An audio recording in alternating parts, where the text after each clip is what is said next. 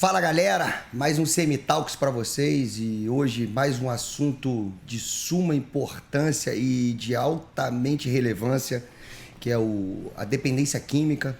Um dos episódios anteriores eu tive com o Felipe aqui, que é um usuário, um dependente químico e que em recuperação. E agora eu tô trazendo a rapaziada que ajudou a sair e tá sóbrio dia a dia, que é o pessoal da clínica Emunar, que é o Ronei e o Sadala. E eu quero agradecer a vocês aqui, primeiramente, a presença de vocês, disponibilizar, mas eu acho que é um assunto muito legal de se abordar, da maneira de quem vive isso no dia a dia, sem hipocrisia, sem firula e sem glamourizar, que hoje o mundo de hoje, porra, glamouriza tudo. Então, meu irmão, Ronei, muito obrigado, Sadala, muito obrigado. Tamo junto. Tá com a palavra, irmão. Ronei, também sou dependente químico, estou em recuperação aí há 16 anos nesse processo.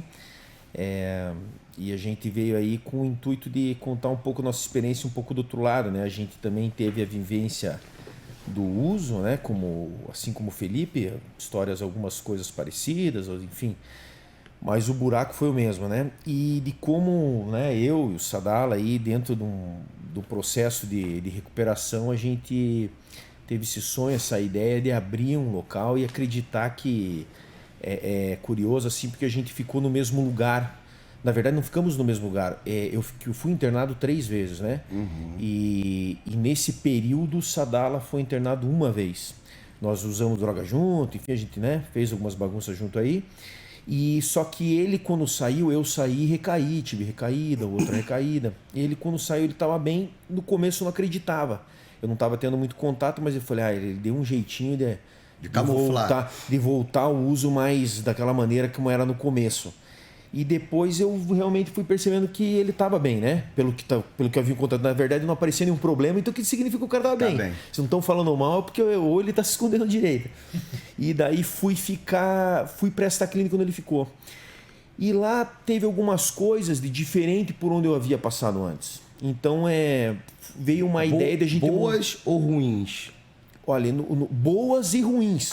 Vamos lá. Na verdade, né? Boas e ruins. Assim, porque... é difícil. Foi o local onde assim, para mim, essa clínica foi o primeiro local na minha vida que eu não pude fazer minhas vontades. Que eu tive que engolir muito sapo, porque quando eu cheguei lá, a ideia foi o seguinte, né? Eu fui perguntando pra rapaziada que já tava lá, e aí, beleza? Quanto tempo você está aqui? 10 meses e meio. Quanto tempo você está aqui? Eu tô 1 ano e 2 meses. Quanto tempo você está aqui? Assustar, eu falei, porra, meu irmão. Falei, vou ficar aqui pro resto da vida. Falei, daí só que... assim, pensei, cara, fazer tudo piano, tudo certinho para ir embora o mais rápido possível. E nesse contexto aí de engolir um monte de coisa e de aprender o que eles estavam passando lá, que era uma coisa que eu não tinha visto nos 2 primeiros locais que eu passei, que eram os 12 passos das Irmandades Anônimas, aí, Alcoólicos Anônimos, Narcóticos Anônimos, a gente era praticamente feito uma lavagem cerebral, assim, né? Todo dia tinha que ler o tal do livro dos 12 Passos, Narcóticos Anônimos. Hoje Desculpa, você acha isso certo? Eu achava... Na época, talvez você não concordasse de maneira nenhuma, mas isso foi importante mesmo sendo maçante? É muito legal essa pergunta, assim, porque para mim foi onde morou a diferença. Quando eu saí, depois a gente volta lá, mas quando eu saí da clínica, eu fui para Narcóticos Anônimos, porque essa clínica era em São Paulo.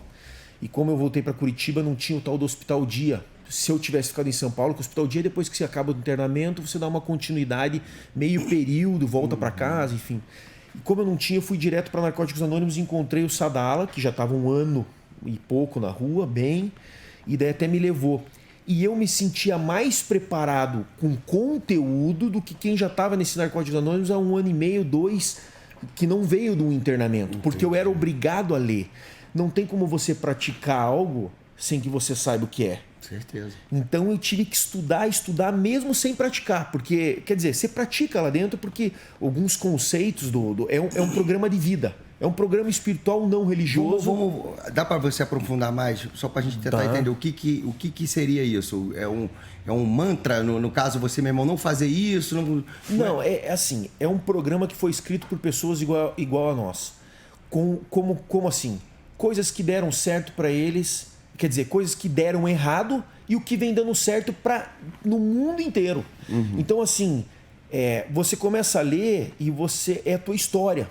Contada de outras maneiras, mas você se identifica. Quase que uma bíblia do adicto. Exatamente. Pode falar assim, você se identifica, você fala, esses caras sabem quem eu sou. Ó, tem muita gente que brinca com essa história, falando assim, porra, eu fui ler aquela parada lá e os caras... Minha mãe tinha contado minha história pra esses caras. Porque não é possível que tava tudo ali. Então, assim, e daí com essa identificação se torna mais fácil, é atrativo, não é vendido, Entendi. Não é imposto. Em Narcóticos Anônimos, na clínica, para mim, foi imposto. Porque era uma parte do programa da clínica. Mas no caso, você acha que não foi importante essa Foi muito importante. Foi muito. Foi o que fez toda a diferença. Porque eu acho que, para você, Sadala, no caso, como é que foi a tua primeira internação? Como é que foi estar lá dentro? Você se sentiu violado como a família ou tu pediu ajuda? Primeiro agradecer, né, Cris, aí a oportunidade. A gente tem como isso, poder participar de programas como esse, assim, para nós é importante, né? Porque a gente consegue compartilhar um pouco da forma que a gente enxerga a dependência química e não até contrapondo às vezes o que a sociedade encara como sendo a dependência química, né? Eu fui internado uma vez só, né? Não tive, o Ronei já tinha sido internado 2 vezes. Eu me lembro que a gente é importante explicar um pouco o que é o processo da internação, né? Porque assim, quando a gente pensa em dependência química, às vezes vem na cabeça que o cara é um viciado em drogas e que o aspecto principal do vício dele é uma questão orgânica, que é uma questão fisiológica, que ele ingeriu a droga e aquilo gera uma compulsão nele. Só que a gente entende que essa visão da dependência química, ela é simplista, não é só isso, né? A gente acredita piamente que vai muito além do mero uso e abuso de substâncias químicas. A gente acredita que a gente fala muito, né, que a gente usa um termo que é uma doença biopsico-sócio-espiritual. A maioria das pessoas acha que é só fisiológica, que é só bio. Outras acreditam que tem um aspecto psicológico, poucas acreditam que tem um aspecto social e pouquíssimas acabam enxergando que tem um aspecto espiritual. Ou todas juntas, né? A gente acredita nisso tudo. A gente acredita que não tem como tratar um dependente químico em uma área específica só. Vou desintoxicar ele de drogas e ele vai ficar em recuperação. Eu estou falando isso, já vou entender onde eu quero chegar. Pela questão da internação. Então, quando as internações são focadas só nesse aspecto biológico, vou desintoxicar ele 30 dias, dar uma medicação, ele vai se alimentar bem, vai dormir bem durante 30 dias, vamos soltar ele para a rua e ele vai estar curado. Isso aí é enxugar gelo. É por isso que os índices são muito baixos de recuperação, porque acabam focando numa coisa só. E em contrapartida também tem algumas abordagens religiosas que acreditam que o processo é só espiritual, que é um espírito obsessor, ou que o cara Jesus vai curar ele, pronto. E acaba negligenciando a parte química, né, que é o remédio, a parte psicológica. Se fosse só isso, rezava e acabava, irmão. Exatamente. Não, já estava todo mundo curado pela mãe, né? Como você falou, é uma coisa ligada à outra, é um quebra-cabeça, né, bicho? Vai se encaixando. Isso. E eu me lembro quando eu comecei a usar drogas, a gente isso é uma coisa importante, assim, porque eu não sei, a dependência química que tem lá um Código Internacional de Doenças, né, que é um F, né, que tem lá um CID. Ela coloca que você tem um transtorno mental decorrente do uso e abuso de substâncias psicoativas. Mas eu acho que o meu transtorno até vem antes do uso de drogas, né? Então eu já era uma criança um pouco diferente, assim. Eu era extremamente tímido, eu tinha medo de falar. Minha mãe sempre perguntava como é que você está se sentindo. Eu falava, não, tá tudo bem. E não estava tudo bem. Não sabia lidar com as minhas emoções. Era extremamente complexado. Não gostava do meu nome feio, né? Eu achava que era. Não gostava de vários aspectos da minha vida. já praticava pequenos furtos, já tinha alguns defeitos de caráter. Então, algumas coisas já tinham alguns desvios psicológicos. Você sentia isso ou você vê isso hoje? Hoje eu vejo. Na época eu não sabia. Eu simplesmente me sentia inadequado. Eu não me sentia parte. Eu ia para a escola, você estava no fundo, eu não queria ser visto. Eu sempre me sentia estranho, não me sentia parte de nada, nem da minha família, nem do grupo do meu bairro, nem da escola. Então, e eu fui me marginalizando antes de usar drogas. Eu já vivia à margem. Então, e ali você encontra as pessoas que se sentem igual a você, que vão se marginalizando. Daí, nessa margem tem a droga. Então, eu me lembro que... Qual foi a primeira vez? Primeira vez que eu usei, eu já estava fumando cigarro. Isso eu me lembro que... É engraçado. A maioria fala que começou pelo cigarro. Cigarro. Porque era bacana, o cigarro tinha muita propaganda, tinha um mundo de... né? Mundo de propaganda, Quase virava um cowboy, né, meu? Então, o cigarro, o cigarro era glamouroso, né? Então, eu via os pais dos meus amigos fumando, andando de carro, falando, nossa, coisa bonita e tal, é legal, o cara é executivo fumando cigarro. E aí, comecei a fumando cigarro. E um dia, eu estava na escola... Quantos anos? Acho que eu tinha uns 11 para 12 anos. Cigarro. E aí, com uns 12 para 13, eu estava na escola, daí estudava numa escola boa, tinha até um fumódromo numa escola para criança, imagina, escola estadual. E tinha lá um escola lugar. Raiz. Tinha a galera que fumava lá na escola, assim, lá no canto, e eu ia lá fumar um cigarro, e um dia os caras estavam fumando um negócio diferente, que estavam fumando maconha. E aí. E eu sempre querendo fazer parte, como eu era um cara que não me aceitava, olha só, eu nunca tinha usado droga, mas eu era um cara que não me aceitava, não aceitava vários aspectos da minha vida, né? Físicos, financeiros, né? E aí eu, como não me aceitava, eu me mendigava a aceitação do próximo, então eu queria que o outro me aceitasse, queria ser bem visto pelo outro, queria ser aceito pelo outro. E aí um dia os caras estavam lá fumando uma maconha e me ofereceram, falaram, perguntaram assim pra mim, já fumou? Falei, já, nunca tinha fumado. Daí fumei e ali naquele momento foi legal. Naquele momento eu me senti bem. Tem gente que passa mal, não gosta daquela sensação. E até assim, antes de fumar maconha, eu bebi pela primeira vez. E eu me lembro a primeira vez que eu bebi. Tava eu e um amiguinho meu dentro de casa, minha mãe tinha saído, tinha me dado uma liberdade, tinha uns 11 anos de idade. E tinha uma coleção de bebidas na minha casa que era do meu pai, falecido, meu pai, mas minha mãe guardava aquelas garrafas. E eu peguei uma bebida lá, enchei os copinhos e comecei a beber. E eu me lembro que na hora que eu bebi e eu comecei a ficar alto, me descolei da realidade e eu gostei da experiência. Eu gostei de ficar alto. O meu amigo começou a passar mal e na hora que ele sentiu meio tonto, ele falou, não quero mais. Porque quando ele descolou, quando ele saiu da realidade, ele não gostou de sair da realidade. Eu adorei. Eu gostei de ficar fora da realidade. Parecia que ali era até... Se encontrou. Era bom não ter pai, porque meu pai era falecido, quando eu tinha 10 meses de idade ele morreu, minha mãe era 42 anos mais velha do que eu, então quando eu tinha 11 minha mãe já tinha 53, então naquela época 60 anos era idoso, né? Hoje em dia minha mãe tem 80 e bate perna aí, de ônibus e tal. Mas eu gostei daquela sensação de sair da realidade. Essa é a diferença. Tem gente que não gosta e não vai se tornar um viciado. Eu queria ficar fora da realidade a todo momento, a partir daquele momento. Não é que naquele dia que eu bebi... sentiu bem, né?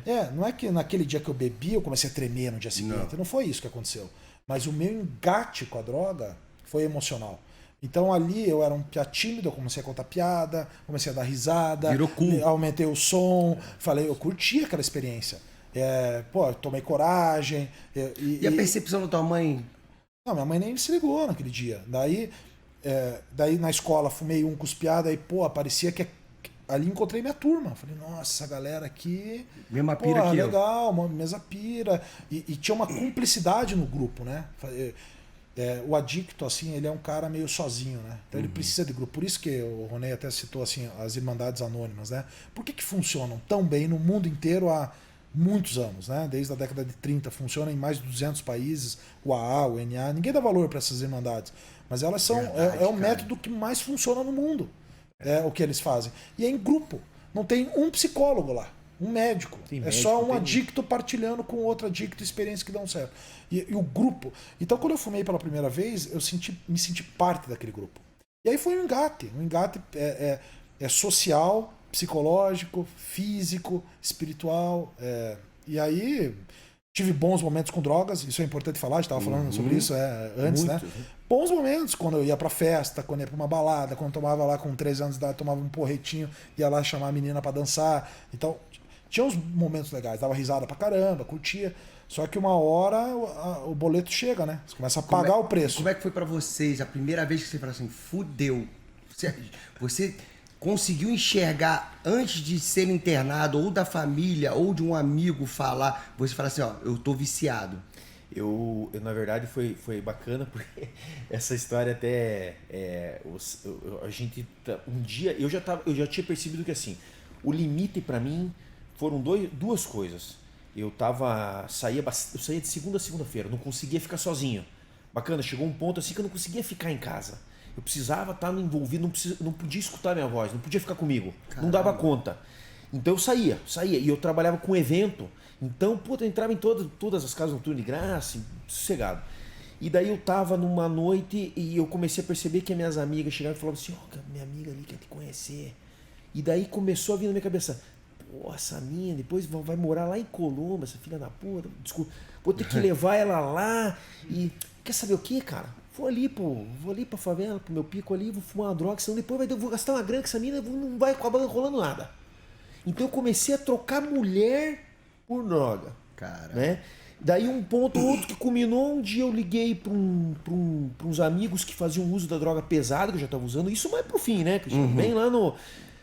Dei uma ligada pro cara, não me atendeu, liguei pro telefone do outro, que a gente andava em grupo de 5. Liguei pro outro, não me atendeu, liguei pro falou, onde que tá todos esses malucos, né, cara? E eu tava com uma graninha. Tão usando e não tô junto. Saque só, é exatamente isso. Daí eu liguei pra namorada de um deles. Falei, e daí como é que tá? Cadê o fulano? Daí ela falou assim, não, estão todos eles aqui na sala. E daí eu me liguei que os caras não queriam minha presença. Eu era chato demais quando usava droga. Eu tava no estado já psicótico, assim, que eu usava a primeira dose, eu já vão invadir, vão... E mesmo sabendo que aquilo era uma mentira, eu não conseguia parar com o comportamento. Então o lixo não queria eu perto. É o sujo falando mal lavado. Puta, daí aquilo ali foi... E num dia que a gente tava usando droga, foi o dia que culminou assim mesmo, eu falei assim, puta... Eu tinha decidido, falei assim, eu não vou usar droga, pá. Tinham roubado meu carro, já tava... Puta, minha vida tava uma merda. E daí eu falei assim, não... Daí o Sadala falou assim, vamos... Segunda-feira. Vamos dar uma volta hoje. Eu falei, não, irmão, já tava limpo. Chegou. Ele nem tinha problema na cabeça dele. Tava na selva aí. Na minha cabeça, isso é importante. Na minha cabeça, quem tinha problema era o Ronei. Eu achava que ele era demais na conta. Daí eu peguei, daí ele falou assim, eu falei, não vou, não tem um puto. Não, vamos lá. Foi pro bar, né? Daí falei, tá bom, então vamos. Daí a gente tava fazendo um evento lá, um trabalho que era junto o trabalho.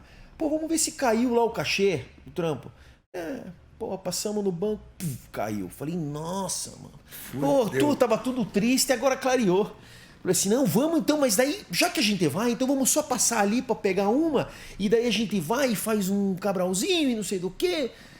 E daí ali começou, era 3 horas da tarde do dia seguinte. É muito engraçado isso, né? Porque à noite, tipo assim, parecia que tinha passado uns 20 dias. Desse dia que era umas 7 horas da noite pra 3 horas da tarde do dia seguinte, a gente fez tanta coisa, fomos pra tanto lugar, fizemos... E eu peguei e falei assim, não, eu vou me internar, cara. Eu falei assim, eu preciso de ajuda. Eu já fazia terapia, minha mãe queria... Só que eu ia por ir assim, porque minha mãe queria, achava que estava dando resultado. E eu cheguei em casa, 3 horas da tarde, um sol rachando, eu debaixo das cobertas. Daí minha mãe chegou, daí eu falei pra minha mãe, assim, mãe, eu preciso de ajuda. Daí minha mãe é assistente social, muito bem resolvida, inteligente, tudo.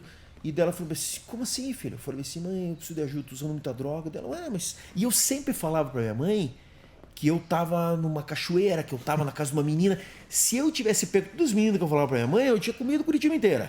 Porque eu falava, toda casa de uma menina, toda casa de uma Curitiba. Eu sempre falava essas coisas e minha mãe falava, então beleza, então tá bom. E daí eu falei, não, mãe, eu passei a noite inteira fumando crack, mãe. E daí ela, esbugalhou o olho assim, ficou parada com a bolsa na mão. Acho que foi uns 10 segundos assim que deu um... Daí ela saiu batendo perna, foi fazer umas ligações. Amanhã você vai pra um lugar lá, um spa. Eu falei, mãe, você não tá entendendo. Não, vai terminar a faculdade e daí você vai no final do ano... fora da realidade dela, bicho. Não, nega, né? Não, e ela conhecia, ela, pô, assistente social do INPS, né? Mas o próprio filho ela vai negar. Mas não em casa, não é em velho. casa. E daí ela falou bem assim, eu falei, mãe, você não tá entendendo. Olhei você... Não. Eu falei, mãe, eu vou morrer, mãe. Eu tava assim eu falei, eu tava desesperado. Eu falei, mãe, eu vou morrer. E dela, beleza, no dia seguinte eu fui pro meu primeiro internamento. Lembrando que virou o dia, no dia seguinte eu falei, não, mãe, tá tudo certo. Não, ontem eu ajuda. Fiquei mal, mãe, mas tá tudo certo, eu vou dar um jeito. Minha mãe falou, não, senhora, você vai, porque... Agora se deu bem, né? Se fudeu, não. E daí eu fui pro primeiro internamento. Não, mas é importante frisar, assim, porque essa época já tava na sarjeta, né? Assim, já tava feio. Era um negócio, assim, ó, eu... Não conseguia mais trabalho, não conseguia... Ninguém olhava pra mim e falava, pelo amor de Deus. Você era um cara, mas você não expunha isso muito, né? Porque pra ela não perceber, você conseguia... Não, ela não queria ver. Ela não queria ver. Já tava uns 2 anos. Chegou a pegar coisa em casa? Não, porque eu tinha uma condição ainda boa dos meus trabalhos. Ali que tava se esgotando. Mas as minhas roupas foram tudo. Entendi. Eu tinha muita roupa boa, porque eu ganhava bem. Esse trabalho de evento, na época, eu lembro assim, eu ganhava muito bem. Entendi. Mas muito. E me divertia. Era sempre em barcas, noturna, promovendo cerveja, promovendo uísque. Porra. Então era. E tava junto com a rapaziada também que gostava de tudo que eu gostava. Tu achava que era normal, né? Só que o pessoal parou num nível ali e eu desci um pouquinho mais. E daí... É que quando chegou o crack, foi assim, né? Anos Cara, isso que é legal de falar. Foi no tal do Cabral também. Sim. É que é o crack com a maconha, né? E porque, cara, a visão que eu tenho que é tão afastado, por isso que eu procuro sempre estar aprendendo e estudando. Porra, eu vejo como é a pior das drogas, no sentido de, pô, meu irmão, não é a gota normal da galera transada, porra, entendeu? Mas é que, Cris, assim, ó, o que acontece? Qual que é a pior droga? A pior droga é aquela que te leva pro fundo do poço, né? Então não tem pior droga. Entendi. Pior droga, ó, a gente tem um monte lá de Pode ser o álcool, né? A gente tem, exatamente, a gente tem um monte de pessoas lá que até tem engenheiro, tem médico, tem, né, internados com álcool, tem esquizofrênico que fumava só maconha, porque, né? Desenvolveu, né? Esquizofrenia. E o que acontece? Tem um momento, tem uma diferença entre o que eu e o Ronei a gente viveu e os nossos amigos lá, porque a gente tinha amigos que não chegaram nesse buraco. Vários. Chegava uma hora assim que numa noite a gente saía, tal, todo mundo estava numa festa, consumindo álcool, até usava um pouquinho de outras coisas, cocaína e tal. Só que as pessoas chegavam uma hora que iam para casa. E falavam, não, 3 horas da manhã, pô, amanhã tem que trabalhar, ou depois. As pessoas têm essa coisa. A gente não aguentava, sabe? Eu falando por mim, assim, chegava um momento que eu queria mais. Eu queria mais, eu queria... De não pensar que você tinha que trabalhar no outro dia. Não, trabalhar sempre... daqui, se tiver 20 minutos para ir trabalhar, a gente vai... A gente até brinca assim, né, que quando usa drogas, na adicção ativa, né, que a gente chama, primeiro eu fazia minhas vontades, depois as necessidades e, por último, as responsabilidades. E em recuperação é o contrário, né? Primeiro faz suas responsabilidades, depois suas necessidades, e sobrar tempo e dinheiro faz suas vontades. Mas a vontade naquela época era soberana, então não tinha fim a loucura. Então você ia para uma festa, da festa você ia para a biqueira, da biqueira você ia tentava engatar num churrasco no dia seguinte e ficava... Mas aí é uma fuga da realidade constante. Aquilo que eu falei lá da primeira vez que eu bebi. Que era gostoso ficar fora da realidade. Só que num processo diferente. Só que chega uma hora que o teu organismo ele vai criando tolerância à substância. E aí você vai precisando de mais substância. Então, quando no começo você usava um pouquinho para ficar muito chapado, no final você usa muito para ficar pouco chapado. Então, daí por isso que você vai incluindo outras drogas. Para o teu organismo não identificar a tolerância, você vai... E não importa a droga, eu falo isso bastante assim, porque não era o gosto, eu não usava drogas pelo gosto, eu gostava do efeito. Então tem gente que toma um vinho, aprecia um vinho, sabe até a safra, não sei o que. Tem gente que curte e entende. Eu não usava, eu usava drogas que inclusive eu até fechava o nariz para beber, assim, de tão ruim que era, mas eu gostava do efeito da droga. Então essa busca desenfreada por estar chapado, por estar fora da realidade, é um distúrbio mental. Esse é o X da questão. Tem uma linha da psiquiatria que fala que tem um fator X, né, que é uma predisposição genética, que você tem lá dos teus avós, ou de um tio teu que foi alcoólatra, você vai achar alguém na família que também era, e você tem isso. E tem uma linha da psiquiatria que já nem desconsidera isso, fala que é uma questão mais o meio, genética. Mais o meio. Eu pode ser, antes de você te cortar, eu vejo muita gente que o pai foi alcoólatra e tem aversão. Isso. Pela experiência que viveu. Então não tem muito a ver com esse lado, entendeu? Que o cara, porque o avô era. Meu irmão, tu viu aquilo ali de presente, tu não quer pra você aquilo. Mas também dá conta, tem gente que o pai bebeu e também bebe também. Que vem, mas não é o fator predominante. Não é. Não é isso. E assim, daí passaram-se os bons tempos com drogas, festa, curtia, balada. Eu estudei, nunca reprovei de ano. Você vê, então até mantinha um certo controle da vida. Não era um usuário de chegar na sarjeta, né? Não é assim, rápido.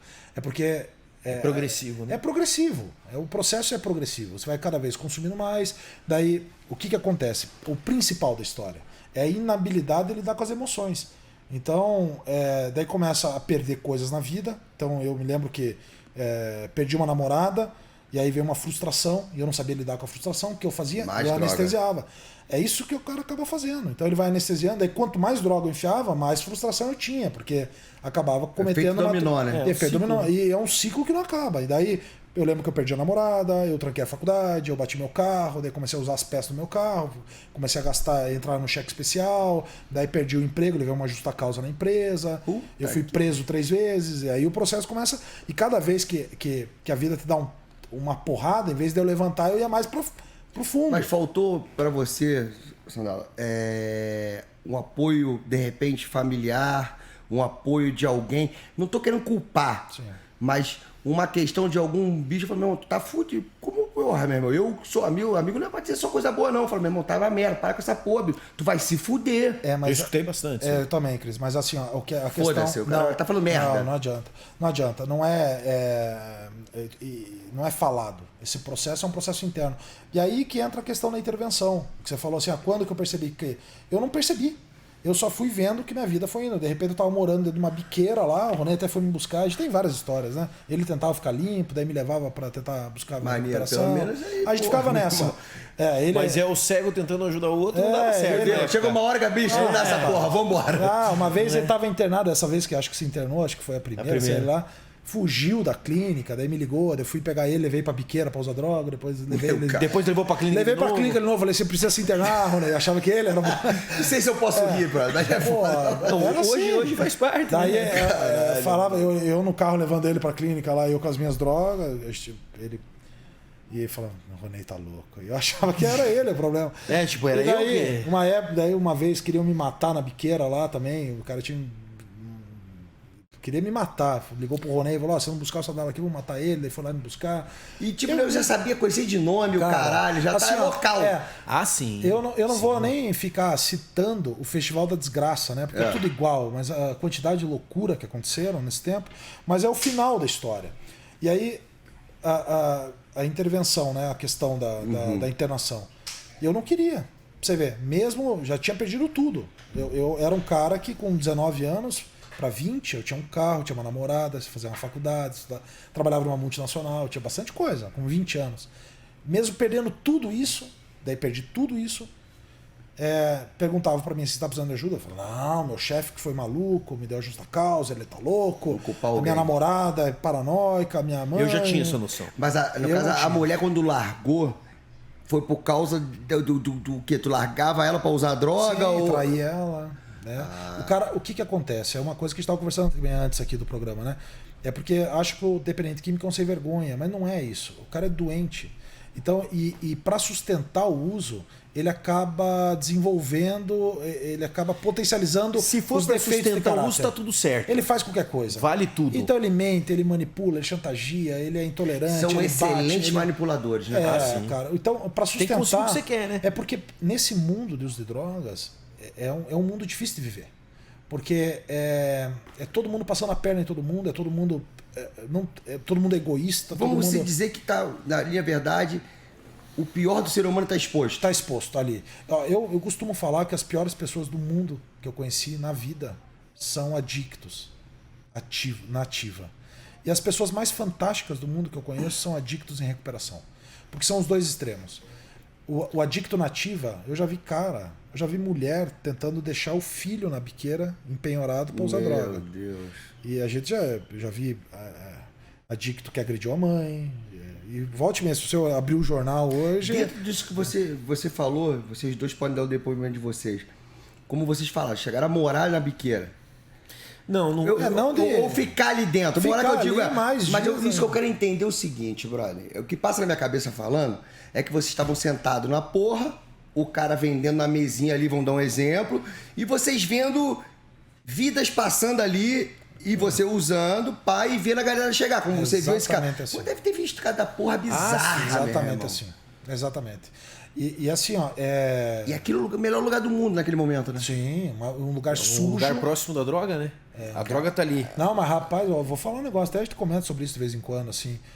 É impressionante, porque a vida tinha sido dragada, literalmente, assim, não tinha mais nada. Foda-se a praia, foda-se qualquer coisa. O cara que vendia droga pra nós, ele falava pro Ronei, falava pra mim, falava, pô, velho, ele vendia, era um piazão, né? Vamos dizer, sangue bom. Ele falava, cara, pelo amor de Deus, cara, saem fora disso aí, tá cheio de mulher atrás de vocês, você deixando tua prancha aqui, deixando aliança de ouro, você tá louco, velho, vai. O cara queria ter a vida que a gente tinha. Ele falava assim, porra, eu nasci aqui dentro. Ele era usuário? Não, na época não. Depois começou a cheirar cocaína. Trabalhador fudido. E trabalhava, ele saía pra trabalhar de manhã, depois parou de trabalhar porque virou... Saía trabalhando, e eu lá e voltava, eu tava lá. Ele falava, meu Deus, tá aqui ainda, maluco. É que era um piazão que estudou com a gente ali na vila. Mas ele morava na favela, o pai dele era usuário de crack. Pesado o pai dele, catador de carrinheiro. O pai dele é carrinheiro e ele... E a gente usava com o pai dele, mas eu usava no muquifo. Assim, era um lugar sujo, né? Ali a gente ficava, sentava ali e ficava o dia inteiro e achava que ali era o lugar para estar. Jogo do meu time. Não ia. Almoçar. Passei um Natal ali dentro. Então... Cara, uma coisa que você falou no negócio de muquifo. Quando eu cheguei olha isso. Eu tô aqui desde 2000 em Curitiba. Um ano ou dois depois, eu passando no centro à noite de carro, cara, eu vi uma gata passando. Daqui a pouco acendeu o cachimbo do carro. Tava o cara dirigindo, a loura, eu lembro até hoje. Pensa numa gata. Pau, cachimbão. Cara, aquilo foi um choque tão grande pra mim, porque, pô, tu fala 20 anos atrás, era o início do crack, né? Início, né? Porra, eu falei, cara, aqui, né? Meu irmão, que porra é essa? Não, e não discrimina, né? Não tem posição social, não tem raça, credo. Vocês aí, cara, exemplo disso. Não, e assim, ó, eu acho que a parte mais importante, né? Tirando o Festival da Desgraça, daí eu fui internado em São Paulo, né? Que o Ronei já tinha sido internado 2 vezes, tava tentando ficar limpo e tal. E daí um dia me levaram para São Paulo, me enganaram, falaram que eu ia fazer uma consulta psiquiátrica lá. Falaram, não, você vai consultar com o psiquiatra, vai pegar um remedinho e vai para a fazenda do teu tio, né? Porque assim, minha mãe, infelizmente, não sabia nada de nada. Assim, ela sabia que eu usava, né? Já tinha pegado. Mas não tinha real noção, né? Não, ela já tinha pegado muita droga comigo, né? No meu quarto, assim, a gente vendia droga, fazia bastante. Mas ela não tinha noção clara das coisas. Então ela pediu ajuda para um tio meu em São Paulo, esse meu tio mais esclarecido, falou, traga ele para cá. Nem ela sabia. Eu fui lá, era para passar por uma consulta psiquiatra e ir para casa dele lá para ficar 1 mês. Eu cheguei, era uma clínica. Fiquei meio desconfiado, mas nem me liguei. Entrei lá, fiquei 8 meses consultando. Me trancaram e aí... Revolta junto daí a tua cabeça. Me deram uma injeção. E eu me lembro que eu acordei uma semana depois, assim, que é o que eu me lembro. Eles disseram que eu acordava todo dia e tal, mas que eu me lembro assim... Voltou em si. Que eu voltei em si, já era uma semana. E, pô, aí caiu a ficha, assim, do lugar onde eu tava. E é engraçado, porque mesmo internado, assim, eu sentei, era uma roda, a galera... Poxa, assim, ó, em São Paulo, eu falei, cara, o que eu tô fazendo aqui? Eu negava o meu problema. E daí, depois eu comecei a admitir, mas achando que o meu problema era uma droga específica, que era o crack, a cocaína. Eu não conseguia entender que o meu problema era eu. E é isso que a gente fala muito na clínica. O problema não é a droga. Eu costumo brincar assim, que eu nunca vi um baseado saindo correndo atrás de ninguém. É o cara que corre atrás, né? Nunca vi a garrafa de cachaça correndo atrás do cara. É o cara. Então, o problema não é a droga. O problema é o cara. E aí eu custei acreditar que meu problema não era maconha. Assim, eu achava que era crack e cocaína.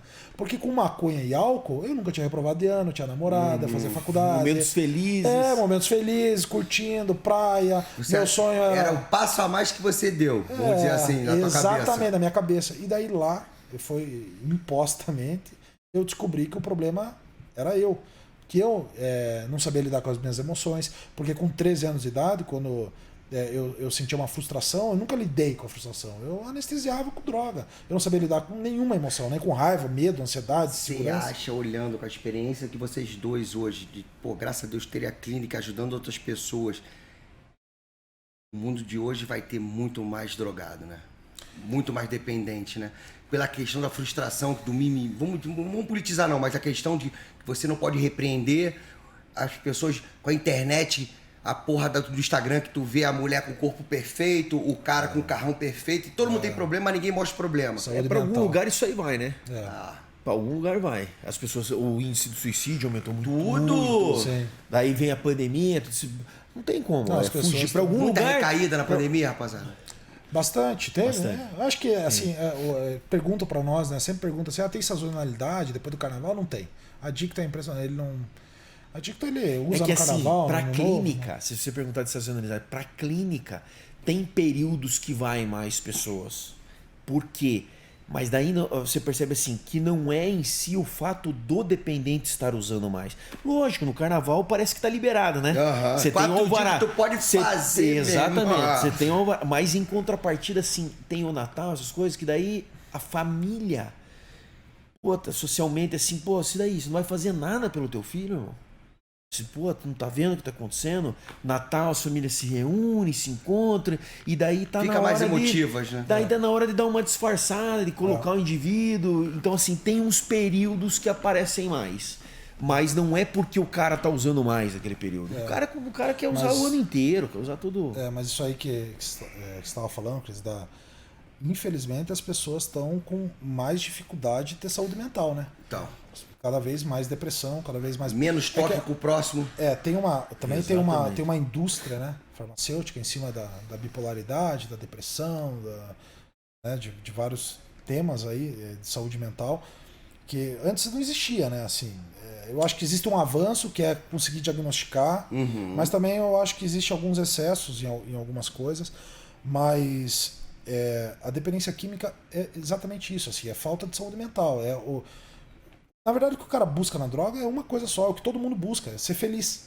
Todo mundo quer ser feliz. O cara compra um tênis, qualquer um de nós aqui compra um tênis, porque quer ser feliz naquele momento. Essa que é a verdade. A gente compra meio que tenta comprar um pouco de felicidade. E a droga... busca de ficar maneiro.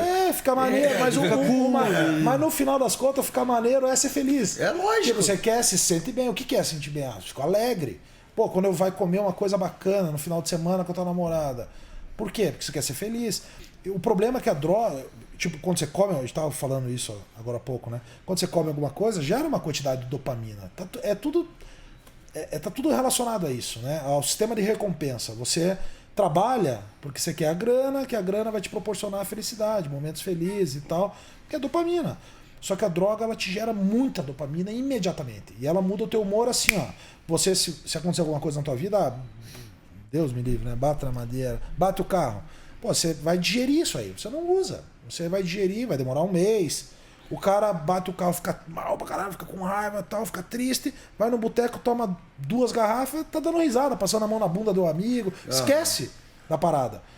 Porque a droga, ela dá esse alívio imediato. É assim, é uma coisa rápida, né? Você tá mal, você consegue ficar bem da noite pro dia. E o que levou a vocês, lógico, ver se vocês têm uma amizade, uma afinidade, já passaram poucas e boas, coisas boas de estarem recuperados juntos e ao mesmo tempo já tiveram o fundo do poço junto. O que levou a vocês a pensar na clínica e a metodologia da clínica? Foi em cima das experiências de vocês, boas e ruins, estando internado? Eu acredito que sim, eu acho que assim também todas as coisas negativas que eu tô te falando que também fizeram bem. Você precisa de tudo, a educação, né, a disciplina, Pô, o adicto não gosta de disciplina. Se tem uma coisa que você precisa ter numa clínica, você precisa ter no processo de recuperação, é disciplina. Tem que ter disciplina. Senão não é nem vontade, boa vontade. Até vejo uns vídeos e é pura verdade. Você precisa de disciplina, não precisa ter vontade, não precisa ter disposição, você precisa ter disciplina. Se não tiver disposição, a disciplina vai fazer você fazer o que precisa fazer.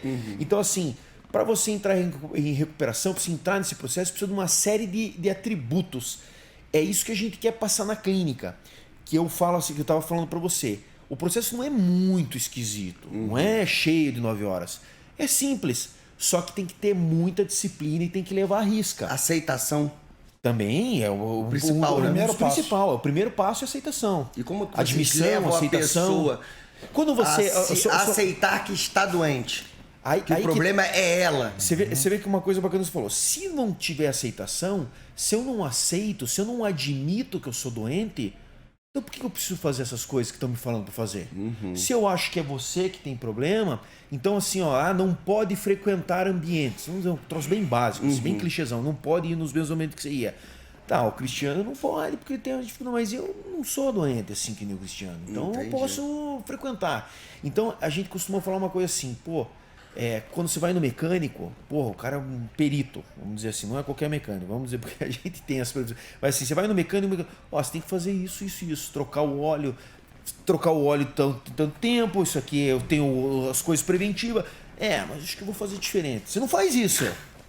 Você não faz isso quando você acredita no cara. Quando você acredita no mecânico, porra, tem que trocar, senão vai dar BO. Mas agora, engraçado que na dependência química, o adicto, ele falava assim: não, mas no casamento da minha prima, tá certo que eu saí agora da clínica, eu sou alcoólatra, mas eu vou conseguir me controlar. Vou tomar uma cerveja. E a verdade é uma, Cristiano, o cara acredita realmente. Não é mentira. Não é mentira. Ele acredita que vai dar conta. Eu acredito que eu posso voltar pro trabalho, acredito que trair minha mulher não vai ter problema. Tô falando da traição porque depois assim tem um aspecto que o Sadala tava falando, né? De moral e caráter. Porra, tá tudo junto. Tá entendendo? Não dá pra fazer meia coisa. Não dá pra eu parar de usar droga e continuar com o roubo. Até porque não é você naquele momento, assim, não é a tua... Porra. Vários tentaram, a gente fala assim, vários do nossa roda, fazer meio caminho. Não dá certo. Ou é tudo ou é nada. A gente all in. Isso aí. Ou vai. Isso que o Ronei estava falando é importante. Assim, a gente até tem uma definição da doença. O que é a doença da dependência química? Assim, é uma definição leiga, assim, né? Mas é a doença do auto-engano. O cara se engana.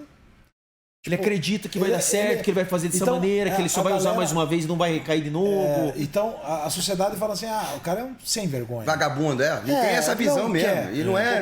O cara pensa assim: o cara não quer de verdade. Porque se quiser, minha mãe fala: eu parei de fumar sozinha. Minha mãe até hoje fala assim: mas precisa continuar indo no grupo ainda? Tipo, eu sozinha. Mas é que ela é ela.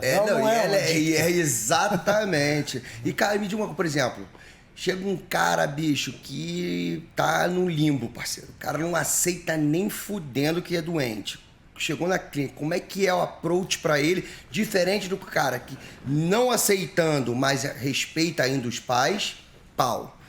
E o cara que tá revoltado e o outro que pede ajuda. Eu acho que são 3 fatores diferentes, né? Sabe que é muito louco, porque assim, independente desses 3 fatores, nenhum deles tem assim, que no fim esse vai dar mais certo que o outro.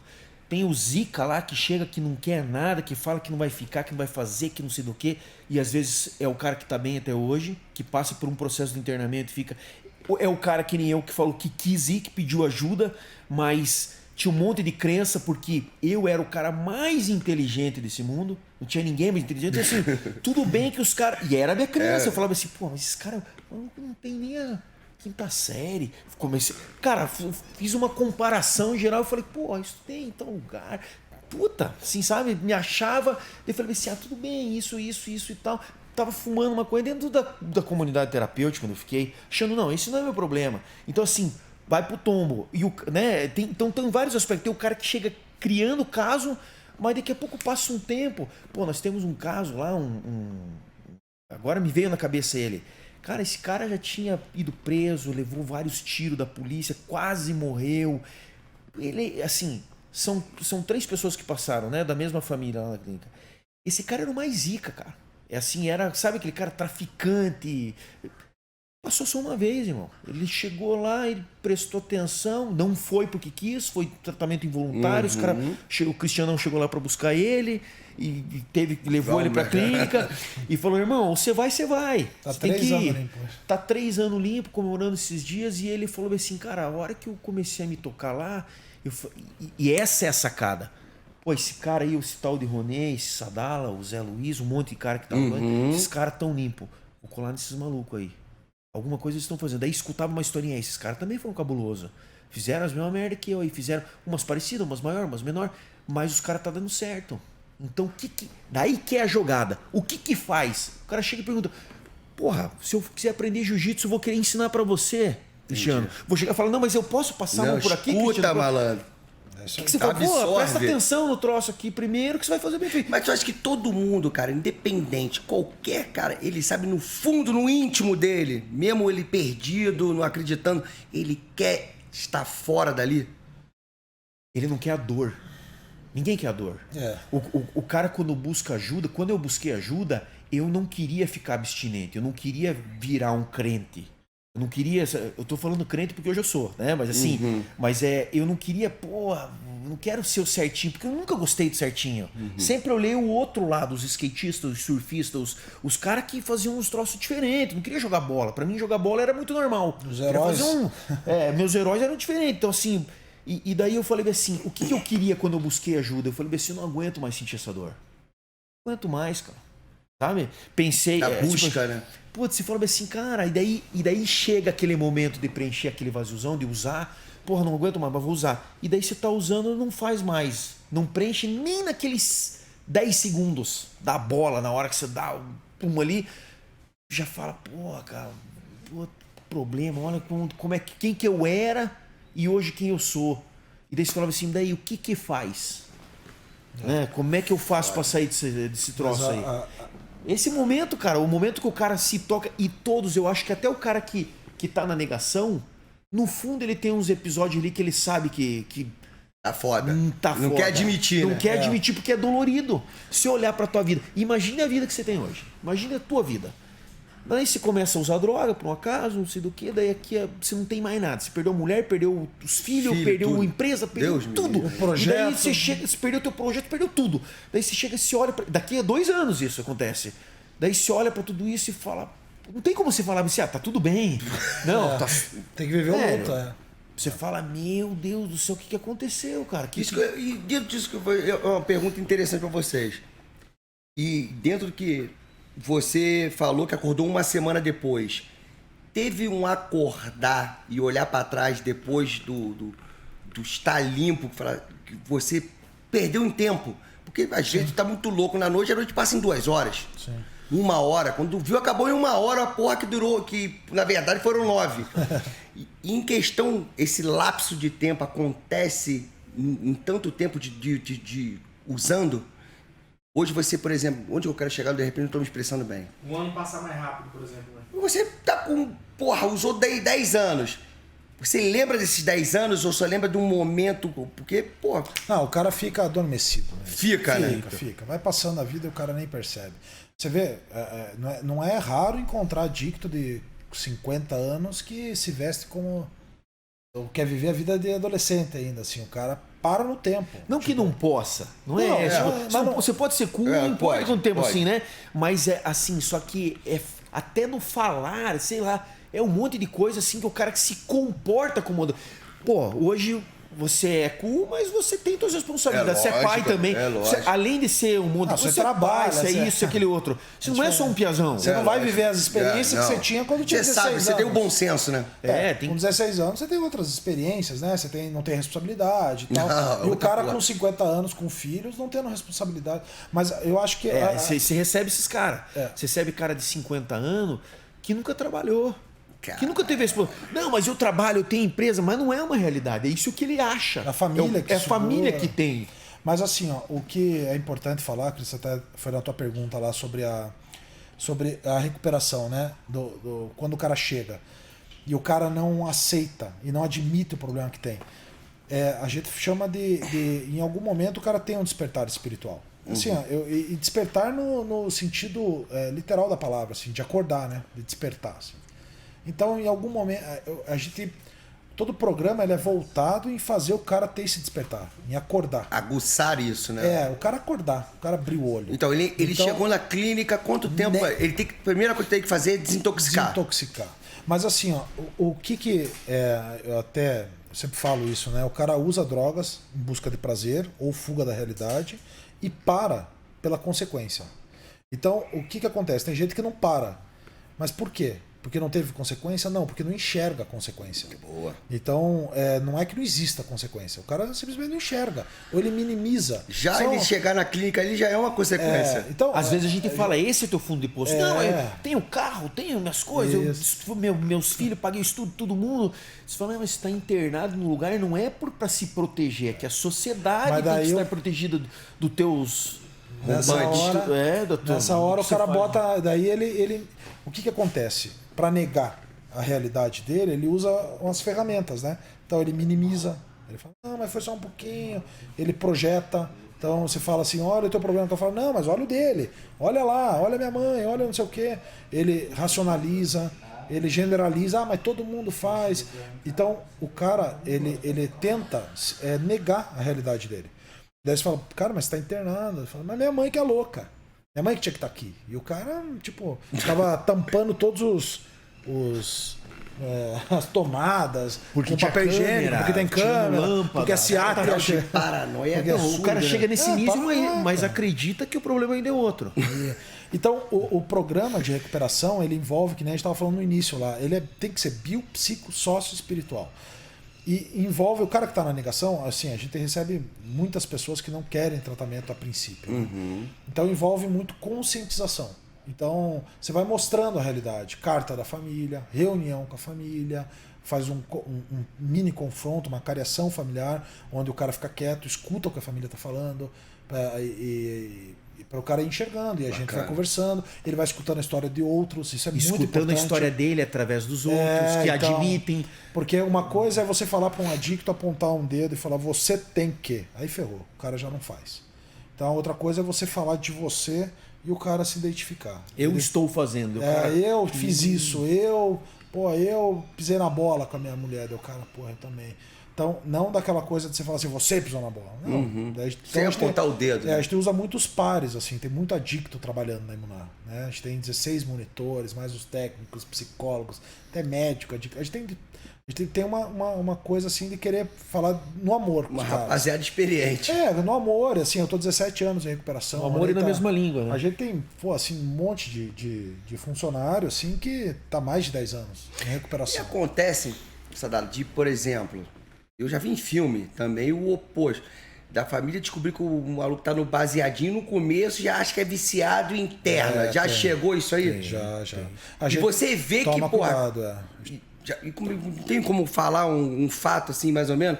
Que, caralho... Eu tenho assim, eu tenho como exemplo sempre é bom não citar, né? Não, mas vocês estão... Pelo anonimato. Mas assim, internou um dos filhos, o senhor lá, né? Internou. Ele era um empresário de Curitiba aqui, o Piá tinha acho que 19 anos, fumava maconha. E aí a equipe inteira ficou meio assim, porque não era caso para internação, porque daí até piora a situação. Lógico. Porque e foi interessante, porque daí a gente sugeriu um tratamento ambulatorial, ele acreditou, foi pro tratamento ambulatorial e o Piá tá super bem hoje, assim. Parou por conta própria, mas tem um choque, né? Mas tem assim, eu citei um de vários. Tem pai que liga para nós, mas daí a gente já faz a triagem já no telefone. Tem que ver se é caso de internação, se não é um A internação tem que alguns ser... consultores nossos que daí ligam e daí faz uma pesquisa para não fazer besteira, né? Porque a internação tem que ser a última opção. A última alternativa tem que ser a internação. Tem que tentar Depende de forma do caso ambulatorial. também, né? Se o indivíduo está num estado lá, por mais que ele não tenha passado por outro tipo de tratamento, mas ele está no estado... Pegar no começo já e já... Não, mas às vezes o cara já está lá no fim. E daí às vezes nunca foi tentado fazer nada. Entendi. Daí não adianta você falar para ele assim, olha, vamos pro consultório ali. O cara tá no nível. O cara não tem capacidade. O meu caso não daria. Não daria para mim, porque foi tentado, na verdade, né? Eu continuava fazendo terapia, só que, sentava lá e e falava pro cara, não, ó, fumei um baseado essa semana aí. Daí ele, pô, acho que estamos num progresso. Tinha fumado pedra todo dia. Mas eu falava, ó, só pra não, né, pra não... E aí é chapado no troço. E o cara falava, mas... E assim, vamos tentando. Tem hora que não dá, tem hora que tem que ser... É a vida. É a vida, não, né, e assim, ó, o cara tá no fundo do poço, mas não tem essa capacidade de tomar decisão, assim. É impressionante. Às vezes ele espera porque ele tá alguém implorando que alguém ele. faça a intervenção. E é nisso que eu tava falando ali. O cara chega na clínica nesse modelo, assim, tipo, alguém tomou uma decisão por ele. E aí o programa, qual é o grande objetivo do programa? É autoconhecimento. Então eu até falo assim, tem um lado bom da história de ser um adicto. Eu agradeço a Deus hoje pela experiência que vivi, por ser um adicto em recuperação.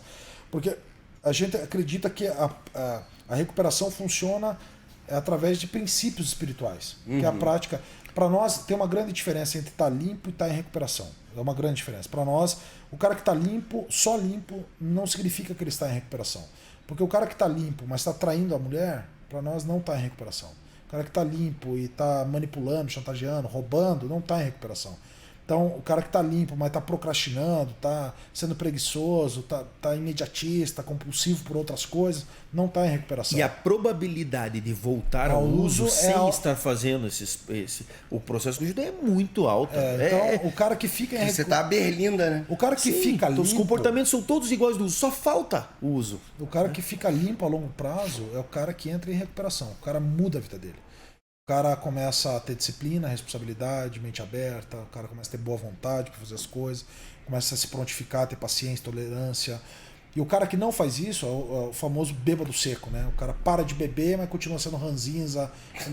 Tem que mudar espiritual, limpar a alma, né? O cara tem que mudar. E o segredo é autoconhecimento. Esse é o processo. Assim, o cara se conhecer, por que tu usa? Por que você usa? Por que tanta droga para dentro? Por que tanto álcool para a cabeça? Esse é um processo assim que é uma das coisas mais importantes. Qual que é a diferença que a gente acredita que a gente faz na vida das pessoas? A gente transforma a pessoa. A gente não quer falar de droga lá dentro. Para nós a droga é a cereja do bolo. A droga é a febre, né? É da doença do cara. Assim. É a causa que te leva a usá-la. É, a causa que é o importante. A garganta inflamada que te dá febre. Então é a garganta que você tem que tratar e não a febre, que é a droga. Então, que você vai adiantar tomar anti-inflamatório, você vai continuar doendo. Se ficar tratando só a febre, passa e volta, né? Um antitérmico. Vai passar a febre e vai voltar. Vai passar, então, se tratar agora a garganta, que é a inflamação, aí para. Então, qual que é a febre? É a droga. Qual que é o restante? Qual é a causa? É o todo. É a forma que o cara enxerga a vida, é a percepção, é a falta de gratidão. A gente estava falando aqui, né? Pô, assim, a gente lá na clínica, lá toda segunda-feira tem uma atividade de gratidão. O cara toda segunda-feira faz a lista de gratidão dele. Toda segunda-feira. Toda. Durante 4 meses. E o cara, mas não aguento mais continue agradecendo. E agora já é científico separado. Psicologia positiva já fala, fala sobre a gratidão. Então, assim, são coisas que parecem coisinhas de Facebook, mas não é. É o que faz viver. Eu vi num podcast o cara falando, não sei se vocês devem ter visto também, foi um corte que o cara chegou no McDonald's, não sei se foi o McDonald's, aí falou assim, eu quero pagar o pedido do de trás. Não vê. Eu já fiz isso antes mesmo desse fato, com questão de pedágio. Legal. E isso cria-se uma sensação de, que tu fez uma coisa tão boa. Tenta fazer essa porra. Eu vi, acho uma coisa. Daí o cara fala de quanto ele fica bem, o outro o caixa ficou bem, pela atitude que você teve, o cara do carro o outro quer fazer pro outro. Porra, é a história da... É a mesma coisa, ao contrário, tu fala, meu irmão, tu parou do meu lado no tanto, tu brigou comigo, vai tomar no teu cu, tu vai mandar o outro tomar no cu, tu vai chegar em casa, tu vai brigar com a tua mulher, tu vai brigar com isso. É isso aí. Porra, e as pessoas se perderam nisso aí, brother. Que doideira, né, meu irmão? Mas é o ciclo. E é interessante, porque eu acredito que é muito espiritual. Eu acredito. Não, eu sou, meu irmão, eu também. A gente... Você recebe o que você emana, irmão. Exatamente. Então, se tu for filha da puta, só querer dizer um aos outros, meu amigo, tu não vai voltar, porra, meu irmão, uma brisa maneira pra você. E tem a ver também, Cris, assim, com a perspectiva que você tem de vida. É como você enxerga o mundo, né? É o óculos que você tá usando. Tipo, tem um óculos que todo mundo vai te passar a perna, o mundo é dos mais fortes. Será que não é você internamente que pensa nisso? Exatamente. Que você não é assim, teu íntimo? E daí você bota um óculos que, todo mundo... Que é no amor, né? Tá todo mundo lutando, que o cara que tá te apressando atrás, às vezes tá indo pro médico, daí você abre o caminho pra ele, não é que ele é um pilantra, quer ser esperto. Isso Aí você vai ser feliz, eu né, costumo irmão? falar muito, eu falo toda vez que surge um assunto, eu costumo falar, cara, por experiência própria, porque eu lido com muita gente, todo tipo de pessoa que já fez merda, não fez. Já chegou com 6 tiros pra mim aqui, meu irmão. E eu dei um voto de confiança pro cara. Chegou com a tia e falou assim, meu irmão, como deve chegar na clínica? Chegou e falou assim, tá aqui, se ficar lá onde tá, vai morrer. Aí mostrou, recém tirado dos pontos, 6 tiros na barriga. E eu olhei e falei, caralho, e agora? Aquele pensamento rápido de lutador, né, meu irmão? Esquiva ou toma um nocaute. Eu falei, caralho, e agora? E o desespero do olho da tia, não foi nem da mãe, falou assim, me ajuda. Eu falei, o que eu vou fazer com esse filho da puta? Primeira coisa na tua cabeça. O cara vai me matar, vai roubar, vai fazer. Vou colocar primeira coisa que ela me deu um insight, eu falei, irmão, o que você fez? Não, bala perdida. Eu falei, meu irmão, 6 tiros a barriga. Eu vou te dar mais uma chance pra eu te ajudar. É encontrada essa aí no peito. Vou te dar. Contou a vida trágica dele. Eu falei assim, eu vou te ajudar. Agora você olha dentro do meu olho aqui, que eu vou falar uma coisa pra você. Nunca me sacaneie porque eu tô estendendo a mão pra você. E eu não vou medir força pra te fuder em triplo. Cara, 4 anos limpo de fazer qualquer merda. O dia que ele falou, não aguento mais, tô indo embora porque vai dar ruim. Irmão, eu falei, cara, tentei conversar. Cara, não faz essa porra, bicho, tá bem, tá no caminho, vamos aqui, vai dar uma aula, vai fazer... Xano, você não pediu pra mim naquele dia pra eu te... Olha só. Falei, irmão, porra, que Deus te abençoe, meu irmão, que não aconteceu nada mais pra você. 1 mês depois, preso. Escolha. E sabe que eu acho que tem Chegou um troço... rápido, assim, louco, eu né? acho um troço bem massa, assim. A pessoa, quando tá numa vida louca, é a impressão que eu tenho, assim, o homem lá de cima, ele cuida, protege. Eu acho que ele gosta dos noia. Eu acho que ele curte os zica, né? Quer dizer... mais crianças e os idiotas, meu irmão. Então, protege de um jeito que... Agora, quando o cara já tem consciência, passa esse período... É isso aí. Porra, você vê Começa a tanto pagar. maluco que teve, puta, olha, era pra ter morrido já 300 vezes. Entrou na fila e não foi chamado. E daí o cara fica bem, daí o cara aprende, o cara tá limpo, o cara tá certo, sabe o que tá fazendo, já não é mais... Pô, volta, já não dura 1 mês, 2 meses, às vezes morre, às vezes... Não, e vai. É o bicho, batata. que é o meio que tá vivendo. Muita gente que vocês pegam lá, que virou mendigo mesmo, meu irmão. Ah, sim. Mendigo de tudo, espiritual, de porra, meu irmão. Espiritual é mato. E aquela questão mesmo do meu irmão, vendeu na rua, porra, vender corpo, faz. Porque, meu, chegar no extremo. Porque, de repente, é o seguinte, não é que nem foi o caso de vocês, se não chegaram ao fundo. Quer dizer, cada um tem o seu fundo, né? Isso. Mas, porra, cada um tem uma história braba, né, meu irmão? Que, porra, que tu vê um filme. Sim, Porra, absurdo. mora na rua e fica... Porra, Se prostitui, faz... Tá, cara tem que um monte. Tem um monte. Tem. Isso aí deve ser pior psicologicamente a quando gente- o cara acorda, né? Cris, assim, ó, o que a gente fala... Isso é difícil. A gente fala que é a doença do ainda, né, que se o cara não aceitar essas condições do que ele vai passou... viver tudo. Então, assim, ainda não roubou, ainda não se prostituiu, ainda não foi preso, ainda... É que aquela Vai velha história que a gente ser. tá falando, quando o cara tá no uso... É olha, normal eu que ele não- se torne eu não- É normal. progressivo. Eu A não doença fiz é mais progressiva. coisas porque não teve, parou. Não Não tive deu oportunidade. Assim, não me surgiu oportunidade. Eu costumo falar assim, olha, não me prostituir. E, pô, assim, é literalmente isso. Não me prostituir lá na biqueira, porque eu falei assim, se eu oferecer aqui, eu vou tomar ali um pau se não me matarem. Então eu vou ficar quieto. Mas se eu soubesse... Que alguém tinha feito dado Que certo. alguém ia me dar uma droga ali, pô, e que é o que acontece muito às vezes infelizmente com mulher. Porque às vezes é uma moeda de troca fodida. Lógico que é. E daí quando entra, pô, eu preciso de dinheiro pra usar. Não tenho, mas eu tenho o que vender aqui. Não, olha, infelizmente. eu vou te falar assim, a droga, cara, se existe alguma coisa que consegue destruir a vida de um ser humano, é droga. Da família. Cara, eu olha, eu conheci uma menina que era Miss, né, do bairro, tal, de um clube aqui de Curitiba. Morreu com assim, 6 filhos, virou mulher traficante. Linda. Linda ela era, Miss. E ela virou mulher traficante, fazia prostituição, fazia programa na Brigadeiro Franco. Vai baixando então, o nível, assim, né? Vai baixando. Assim, ó, cara, eu acho que se o cara, se não fizer uma intervenção, vai piorando até chegar no... Isso é bacana que ele falou. Aí a gente entra muitas vezes nessa... Tem um dilema muito grande em dependência química. E falar assim do tratamento involuntário. E pô, tem muita gente que até hoje defende e fala assim, não, se o cara não quiser, não vai acontecer. Se o cara não quiser, não pode internar, né? A nossa crença é que, assim, você tem que... não tem condição. A nossa crença é, eu tenho que te dar uma oportunidade com a cabeça boa para você fazer essa escolha. O que você fez com o cara? Entendi. O que você fez com o cara? Depois de 4 anos, o cara fez uma escolha errada.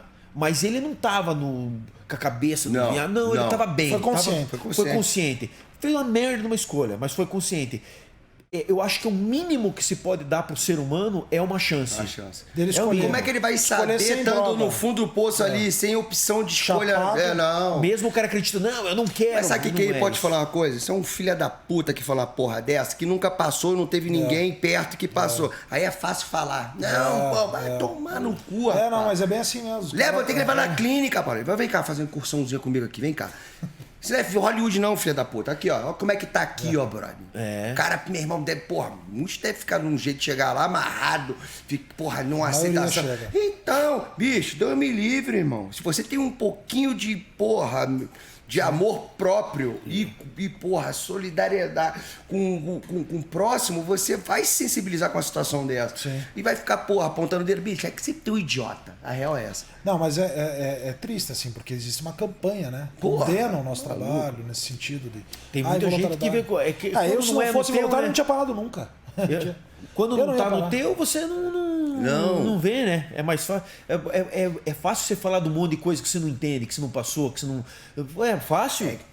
Vamos falar do jargão popular, irmão. Enquanto a água não bater na tua bunda... Mas você viu, agora tava passando até...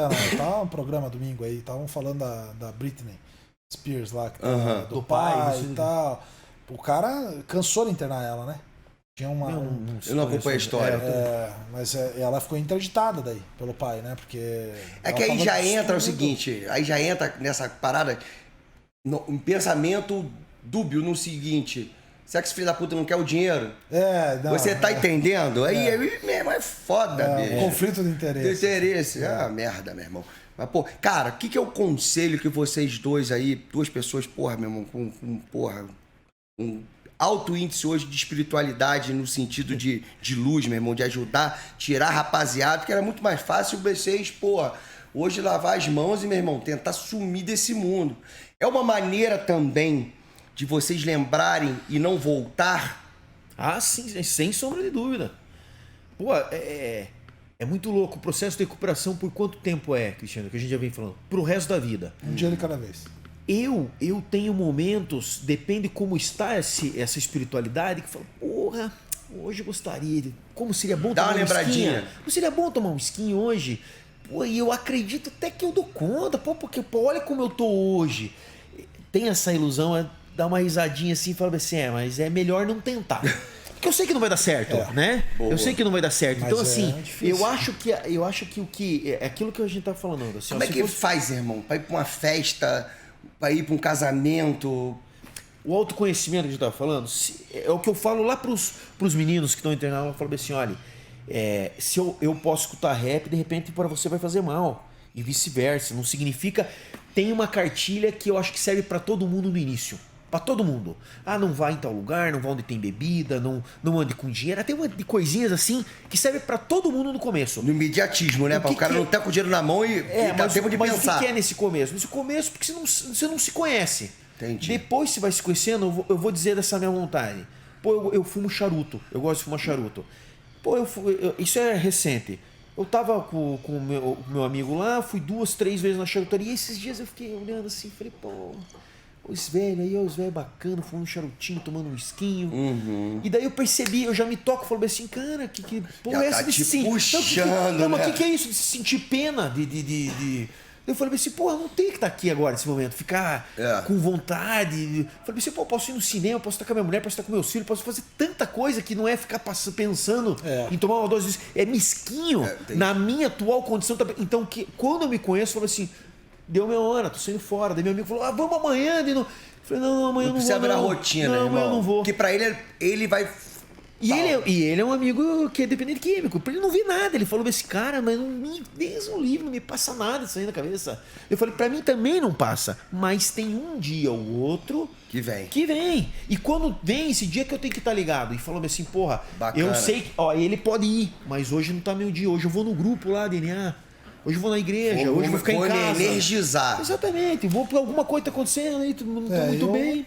Eu não, assim, é difícil ter vontade. Eu amo minha vida, amo, não faço. Mas, na verdade, assim, e eu sei que se eu tomar um copo vai abrir uma porta pra mim que depois eu não consigo fechar.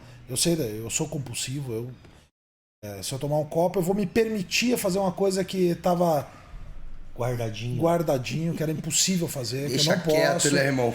Exatamente. É como a adicção é como um tubarão que fica no mar, fica quietinho. Mas quando cai uma gota de sangue, não tem força humana que segure. Então, eu amo a minha vida do jeito que é. Mas de vez em quando, até esses dias eu tava partilhando sobre isso. Tava com a minha namorada e ela tava tomando um negócio. E eu falei, gostoso que deve ser. Ela tava tomando um negócio, tava se divertindo, uma janta e tal. Mas eu tenho bem claro, uma frase feita, né? Mas pra mim ela faz sentido. O que me separa do que eu quero pra minha vida, às vezes, é o que eu quero agora, né? Então, eu quero ter uma vida legal, mas o que eu quero agora... eu quero ter um corpo bacana, mas não quero ir pra academia. Eu quero ter não sei o quê, mas agora... Então, às vezes o que eu quero agora não condiz com o que eu quero pra minha vida. E eu queria naquele momento tomar um gole ali. Mas não é o que eu quero pra minha vida. Então é melhor evitar. E assim, eu não tenho essa questão. Eu amo a recuperação. Eu acho que a recuperação me trouxe o que muita gente aí fora que nunca usou, às vezes não conseguiu alcançar. Que é essa coisa do autoconhecimento. Trabalhar com isso, você perguntou assim, nos faz bem? Eu acho que é propósito de vida, assim, me encontrei nessa área. Não é à toa, né, meu irmão? Eu acho não que é à toa, que nem né, você, que está fazendo, isso aqui você entendeu o quanto é importante isso aqui. Lógico que é, bro. Tá levando uma mensagem. Você entendeu? Você falou isso, né? Desculpe citar, né? Verdade. Você falou, mas se eu ajudar uma pessoa, já valeu a pena, todo o esforço. Então, lógico. É a mesma coisa que a gente pensa lá. É muito trabalho, estressa demais. É um negócio, é difícil, porque você lida com a dor das pessoas, com sofrimento, gente chorando, família chorando, e crianças chorando. Né? Você vê que a famílias... tá enterrando o pai, né? Cara, o negócio é terrível, assim, é o fundo do... mas a gente sabe que se uma pessoa for salva, já valeu a pena. Então, imaginou a gente com um monte de Felipe, uns 40 Felipe, tudo junto, enlouquecido. O Felipe. Mas assim, é uma benção, cara. E o bicho é sangue bom demais. O difícil com ele, eu acho que deveria ser o pior, cara. Não é a agressividade, é a manipulação pela pessoa que ele é. Não, o bicho era o bicho é foda. A energia do bicho é sangue bom pra caralho, é engraçado. E ele vai te cativando. Mas ele quando encarna com umas coisas, com dedicação, porque não sei o quê. Era brabo. O bicho era difícil. Mas, cara, é isso assim, ó. Não é fácil. Não é só trancar o cara num lugar, dar comida pra ele, remédio, dormir, assistir televisão. O que é o mais difícil do processo inteiro, gente?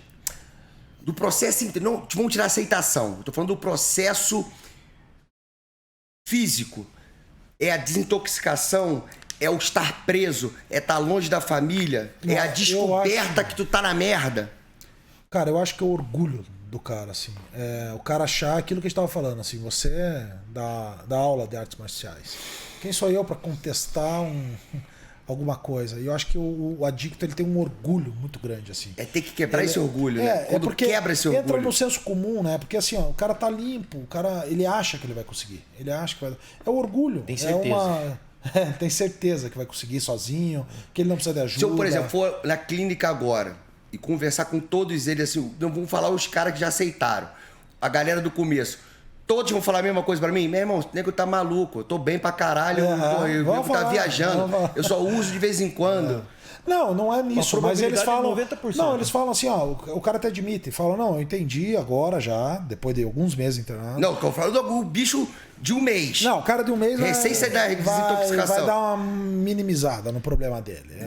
O vai cara que perdeu um telefone, liga pra mim, manda jogar por cima do muro, meu irmão. Liga pro meu advogado. Mas o cara perdeu a empresa, perdeu a mulher, os filhos não falam com ele, e você perguntar pra ele como é que tá, ele fala que tá tudo bem. Mas qual é o grau do filho não falar com ele, brother? É a agressividade dentro da casa? É o desleixo com a família? Bicho, o cara marca com o filho que vai viajar com ele, ó, sexta-feira, meio-dia, papai chega aí pra te buscar. E não busca. E isso o cara preparar. E o filho com as malas. Eu tô falando de um. Ai, meu Deus, cara. O meu... Deu até. Cansei de ver isso. O cara são várias histórias assim, né? Muito. Então não é uma nem duas. E isso, meu irmão, imagino que não gera a portadela de complexos, de frustrações da criança. Vai irmão. Embora. Assim, é triste o processo, mas essa é a grande verdade. E daí depois o cara que já tá avançado, que já aceitou que tem problema e tal, você perguntar pra ele assim, e aí, dá pra continuar sozinho agora, caminhada, ou vai continuar precisando de ajuda? Sozinho acho que dá. Tipo, o cara... O problema do adicto é que ele é imediatista. A droga ensinou errado. A droga ensinou a ter prazer imediato. Então o cara tá triste, tá mal, morreu um parente, daí ele dá uma bola de crack e fica feliz. Toma um goró, fica bem. E daí ele pensa que na vida tudo é assim. Que o cara, ele quer começar a trabalhar numa empresa, ele fala assim, tem como você me pagar o salário antes do primeiro trabalho? O cara quer... Receber adiantado. Ele quer o benefício sem esforço. Ele conhece uma menina, ele quer ter relação sexual com ela sem antes conversar. Ele quer esse é o adicto, ele quer isso. Então, e não muda no aspecto da recuperação. Porque o que é a recuperação? É diariamente se autoconhecer. Por que eu frequento grupo? A gente até cita um exemplo assim, que é um pingo de água cristalina num balde de água suja. Cada reunião que eu vou, cada leitura que eu faço, cada culto que eu vou, cada investimento, cada partilha, cada investimento na recuperação terapia é um pingo. Quantos pingos tem que ter para transbordar todo esse balde de água suja e ficar com água cristalina? Muitos pingos. O problema é que o cara quer podar. O cara quer encurtar o caminho. O cara quer a preta sem antes passar pela azul. É assim. O adicto é assim. Ele quer se formar sem fazer os 4 anos. Ele quer a recuperação sem pagar o preço. Quantas reuniões eu tive que... Os caras, olha, eu tô 17 anos limpo, o Ronei tá 16. Quantas reuniões a gente não foi? Porra, ainda vão, né, irmão? O cara quer isso, mas não quer pagar o preço. O adicto, ele tende a buscar o atalho, a buscar... Qual o caminho mais fácil? Para ganhar músculo. Com a bomba. E não quer fazer o ferro. Exatamente. E, gente, para terminar, eu acho que é difícil você dar um conselho para um adicto. No momento que ele está agora, o que vocês aconselhariam à família? Porque muitas vezes deve ser maçante uma hora você, porra, meu irmão. Você está destruindo a vida de vários. E eu entendo que, porra, deve ser sinistro. Às vezes o cara não tem mais força. O que vocês aconselham para a família? Eu acho que é aquilo que a gente estava falando antes, Cristiano. Eu acho que tem que dar uma oportunidade. O mínimo que você pode fazer pelo teu ente querido, pelo teu pessoa próxima, pelo teu amigo, pelo teu primo, pelo teu camarada, sei lá, é dar uma oportunidade. É levar ele com não é só falar assim, é ir com ele, levá-lo. Se não quiser ir, tem condições de pagar uma clínica voluntária, pague uma clínica voluntária. Né? Eu sei que o tempo está curto, mas assim, a minha mãe falou uma coisa para mim assim, eu fiquei internado às vezes na terceira, eu queria ir embora antes da hora também. Minha mãe falou assim, filho, a primeira vez você foi embora sozinho por conta própria, a segunda você pediu para mim te tirar, eu te tirei, e a terceira eu vou fazer como os médicos, mas você está gastando dinheiro. Ela falou assim, não, pode até ser, filho, mas eu vou dar uma oportunidade para essa equipe técnica aí fazer. Se você não ficar bem, eu fiz minha parte. Então, assim, a família dá uma oportunidade para esse indivíduo, independente que ele esteja falando que não quer, que não vai ver mais, que vai se separar, que não quer nem mais ver os filhos, independente. Mas ajude o ser humano. Vou dar uma oportunidade. Se não der certo, graças a Deus, tem famílias que dão 20, 30, 40 oportunidades, né? Mas, assim, daí vai de cada família. Mas dá uma oportunidade. Pra família, eu daria essa dica. E pro adicto, eu falaria assim, se dê uma chance. Se dê uma chance. né? Faça, é que nem eu falo assim, ó, faça como os caras falam. Qual cara? Da clínica Imunar? Não, da onde você estiver. Tá na comunidade, tá na clínica, tá no consultório. Se você escutasse o que tua mãe falou pra você não tava nem aqui. Não. Então é assim, siga a sugestão, veja aí um ano e meio, né? Siga a sugestão de onde quer que você esteja, na clínica, com pessoas que trabalhem com isso. Siga a sugestão. Se não der certo, vai usar de novo, irmão. Mas siga a sugestão exatamente. Duvido que volte. Se fizer o que tiver que ser feito. Não volta. Não volta. É. Não, eu acho que tem que deixar o adicto, assim, se pudesse falar alguma coisa, que foi uma coisa que me libertou, assim, quando eu fiquei sabendo, é que a adicção, a dependência química é uma doença. Eu acho que é importante que saibam, assim, isso é uma doença. Não é sem vergonhice, não é falta de vergonha na cara, não é caso de polícia, não é, cara. O cara, você é doente, né? Não sei pra qual câmera fala. É uma doença. É uma doença. Eu acho que você deu uma chance, né, de entender que precisa de tratamento, né, que não é força de vontade que falta em você, que às vezes as pessoas julgam o adicto, falta força de vontade, você não tá limpo porque você não tem força, não é. É lógico. O cara tá doente, precisa de ajuda. É que nem falar para uma pessoa que tem depressão, falar assim, fique feliz. Não tem, não é assim, irmão, né? Não é dizer fique feliz ou pare de usar, não é assim. Precisa de remédio, precisa de terapia, precisa de um monte de coisa. É isso aí, que é uma doença. Irmão, quero pedir para vocês deixarem o contato da clínica, o contato de vocês, que alguém que esteja assistindo tem um ente querido que está precisando de ajuda, ou a própria pessoa. Vou passar o telefone, então, 41, né? 3590-0518. Com esse número aí você pode conseguir daí os nossos números. Tem Instagram, Tem Facebook. Tem Facebook. Clínica Imunar. Clínica Imunar. Então é isso. Galera, foi mais um Semi-Talks para vocês. Espero que vocês tenham curtido. Achei de suma importância trazer o assunto à tona de novo. E quantas vezes forem necessárias, como a gente conversou aqui em off, se a gente conseguir salvar uma pessoa, puder ajudar uma família ou ajudar várias pessoas, é o nosso intuito. Eu acho que tem tanta desinformação na internet, tanta coisa, por que não coisa boa também? Foda-se o hype. O mais importante é trazer informação e ajuda ao próximo. Valeu, galera. Fica com Deus aí. Obrigado. Valeu time.